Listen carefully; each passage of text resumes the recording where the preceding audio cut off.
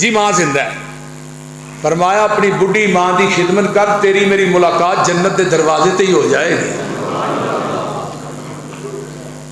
तू जालमा मां नूं गालां कढना, बुढ़ी के पिछे लग गए, बीवी के पिछे। उन्होंने बीबियां भी सोचना चाहिए ਜਿਹੜੀਆਂ अज अपन सस्सां नाल जुल्म करदियां ने ना, उन्होंने मेरिया भैनों सोचना चाहिए एक वक्त आना मैं भी इस स्टेज पर आना।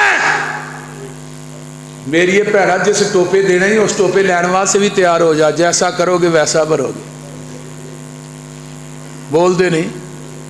वालदैन दे गुस्ताखो, वालदैन की बेअदबी करने वालों, अपने वालदैन नूं रुवाने वालों, अपने मां बाप नूं परेशान करने वालों, सुन लो ऐस किताब दे उतारन वाले दी कसमें, वालदैन दी गुस्ताखी इतना बड़ा गुनाह है कि इस गुनाह दा खमियाजा तेनू दुनिया च भी भुगतना पैना है, अगे मैदाने महशर च भी भुगतना पैना है।